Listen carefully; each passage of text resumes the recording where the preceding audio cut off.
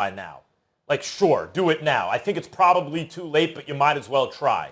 Look, you have to decide for yourself, Stephen A., especially you, Orlovsky. You have to decide for yourself. Was I making it up at the end of last year? Remember at the end of last year when I started pointing out that Wentz was regressing? Was I making it up? And then coincidentally, the regression continued this year, even as people continued to deny it, until it hit a point where it was undeniable? And I just got lucky? Why would I target Carson Wentz of all people, who I thought was the MVP until he got hurt in 2017? No, I was seeing things last year that told me this dude is heading in the wrong direction, and worse, he's being praised for it. He's not having to look in the mirror and fix the things that are going wrong. He's being told that he's excellent, and he's the reason the Eagles are winning. And when they're losing, when he's turning it over, it's not his fault. And that has continued this year. That's why they drafted a quarterback in the second round when Wentz was like 26 years old. Let's be realistic, guys. I'm sure they didn't want to start Jalen Hurts yet. He's not ready, I'm sure. But it's not about giving yourself the best chance to win a game you're going to lose anyway. It's about trying your best to fix Carson Wentz and holding him accountable to the team. He must be held accountable. Stephen A., he says that's just the way we do things around here, Wentz said. Because a couple weeks ago, he didn't feel nervous. I hope he's feeling nervous now. Maybe he'll start to address the many problems he's presenting as a quarterback. I disagree with you, and I disagree with you for a multitude of reasons. Number one, I'm thinking about the receiving corps he has available to him. Not that impressive. Obviously, one of his primary targets, Zach Ertz, has been out. I'm also thinking about the fact that I'm looking at Doug Peterson and how this man has regressed. Carson Wentz has clearly regressed. Nobody's arguing with you about that. But I'm looking at Doug Peterson and what the hell are you doing? Just like I'm pointing the finger at Bruce Arians and Todd Bowles in yesterday's case because you're asking Tom Brady to cover up for a bunch of deficiencies with the Tampa Bay Buccaneers. You know, you might be asking Carson Wentz to do the same to a lesser degree with Philadelphia, and I don't think they can be absolved. Here's the ultimate indictment against Doug Peterson in my estimation, and why I'm not a proponent of Hurt starting over Wentz tonight. You've got guys in Miles Sanders and Boston Scott. They have averaged less than 16 carries combined a game this season. Miles Scott, I think that he's averaging about 4.8 yards a carry. Boston Scott, is averaging over 5 yards a carry. These guys are running the football effectively enough, and you won't give them the damn football. Maybe if you ran the football a little bit more, you wouldn't be asking Carson Wentz to do so much, and as a result, he wouldn't be getting himself in so much trouble trying to play hero ball. So that's definitely something that needs to be addressed. And last but not least, here's the thing. Jalen Hurts is a phenomenal athlete.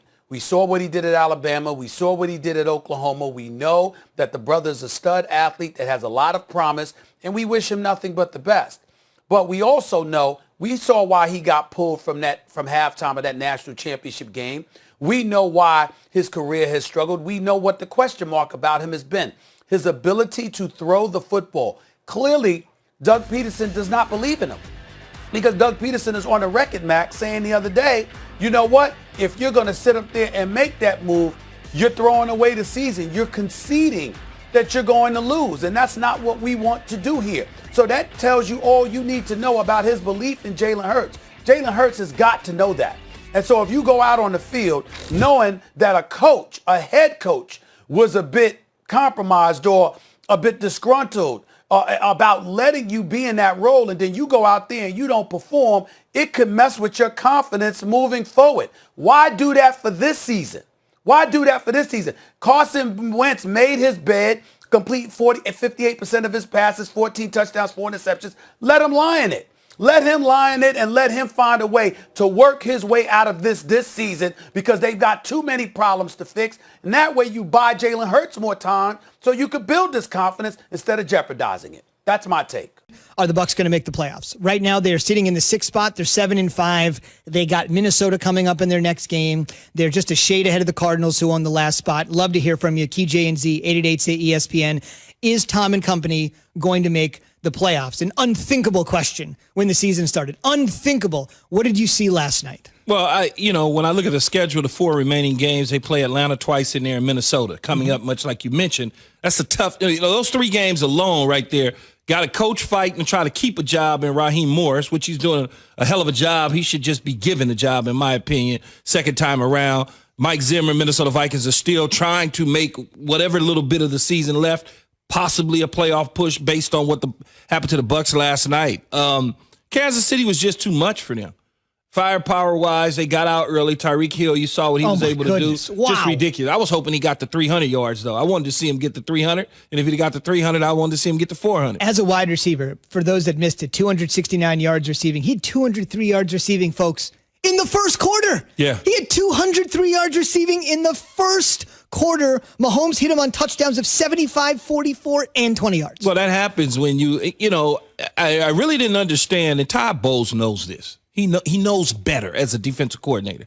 You don't allow guys like Tyreek Hill to have free access and just run down the field unimpeded with no one touching him.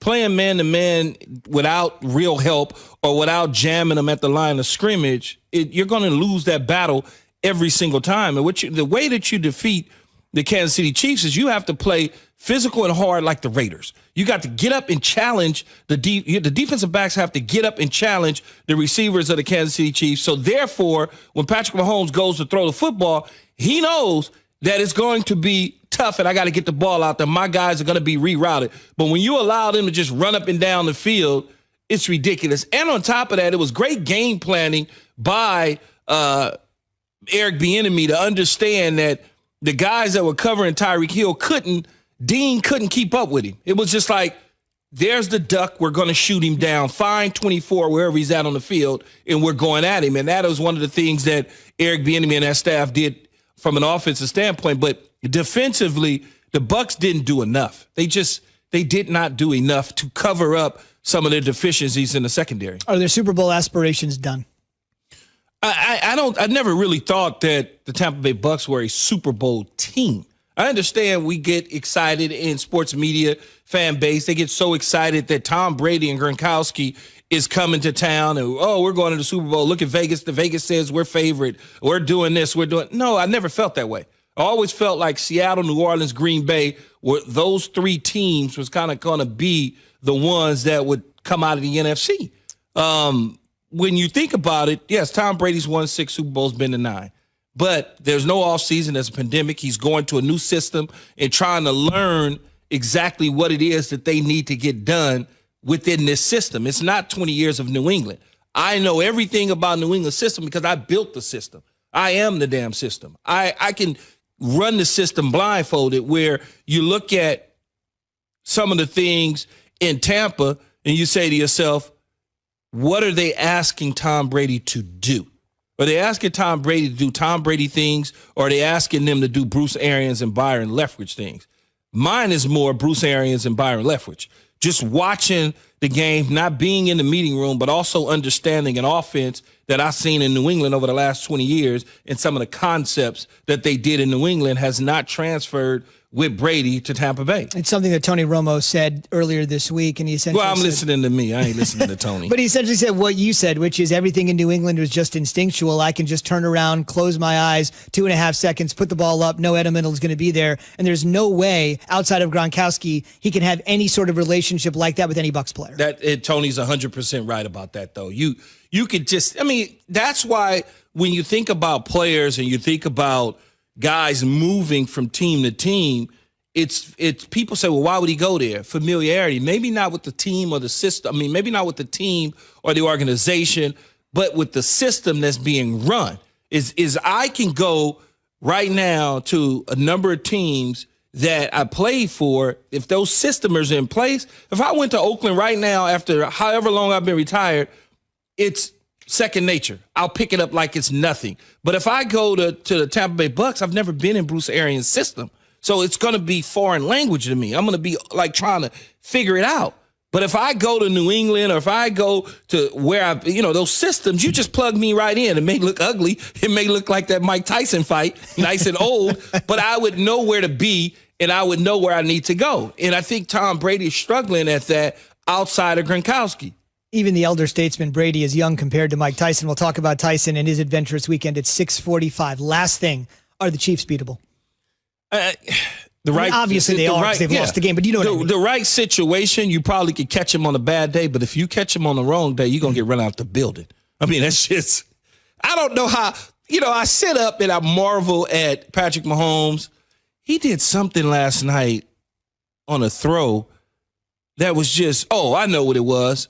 He manipulated. It didn't convert. It was a 3rd and 16. Okay. And it did not convert. But he got the ball out. The receiver tried to attempt to catch the ball, but they batted it down. Man, that was a hell of a throw. That was a hell of a throw. And they was like 1 yard short of the first down.